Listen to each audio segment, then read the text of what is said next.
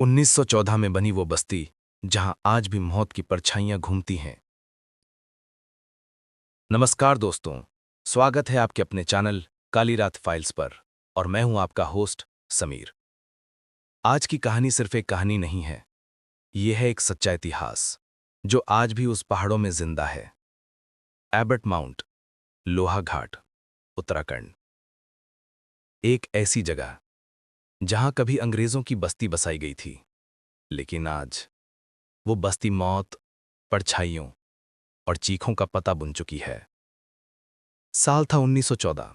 एक अंग्रेज व्यापारी जॉन हेरोल्ड एबट ने उत्तराखंड के घने जंगलों में एक शांत पहाड़ी ढूंढी। उसे ये जगह इतनी खूबसूरत लगी कि उसने यहां यूरोप जैसी बस्ती बसाने का फैसला किया।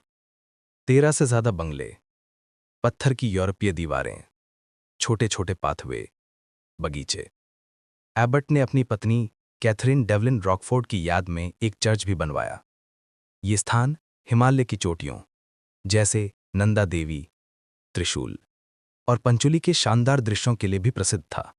सब कुछ उसने अपने खर्च पर बनवाया। इस बस्ती का नाम पड़ा एबट माउंट।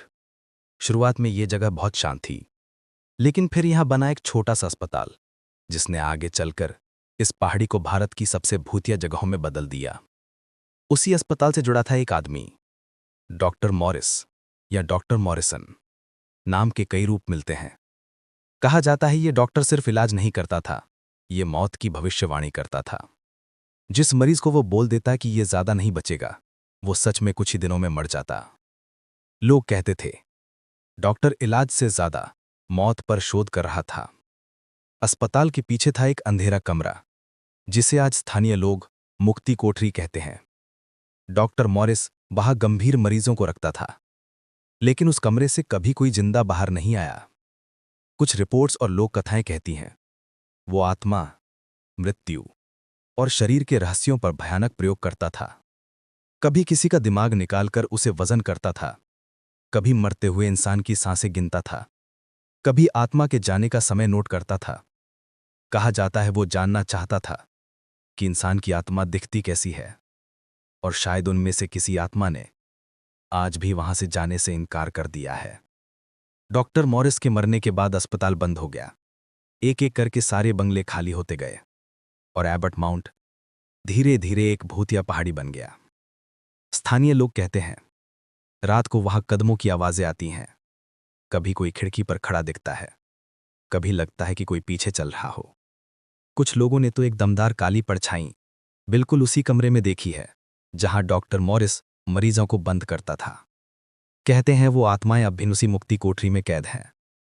दिन में एबट माउंट बेहद खूबसूरत है।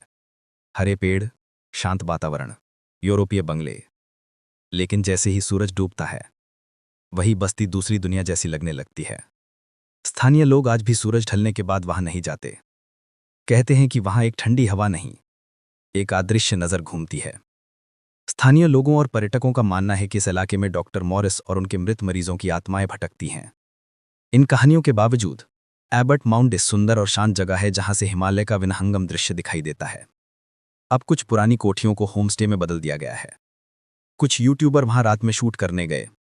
कई ने असामान्य आवाजें और परछाइयां रिकॉर्ड की। कई वापस आकर बीमार पड़े और कई दोबारा कभी उस बंगले के पास नहीं गए। दोस्तों, एबट माउंट सिर्फ एक जगह नहीं है, वो अपने अंदर एक इतिहास, एक रहस्य और कई अनसुलझे सवाल छुपाए हुए हैं। क्या डॉक्टर मॉरिस आज भी उस पहाड़ी पर है? क्या उसकी प्रयोगशाला मुक्ति कोठरी अब भी किसी को बुलाती है? या फिर क्या सच में कुछ आत्माएं वहां आज भी चक्कर लगा रही हैं? यह सवाल आज भी वही खड़े हैं जहां 100 साल पहले जॉन एबट ने पहली ईंट रखी थी। मैं हूं समीर और आप देख रहे थे काली रात फाइल्स। अगर आप इस तरह की सच्ची पैरानॉर्मल कहानियों का सच जानना चाहते हैं तो चैनल को लाइक, शेयर और सब्सक्राइब जरूर करें। फिर मिलेंगे एक और डरावनी, सच्ची, अनसुलझी फाइल के साथ।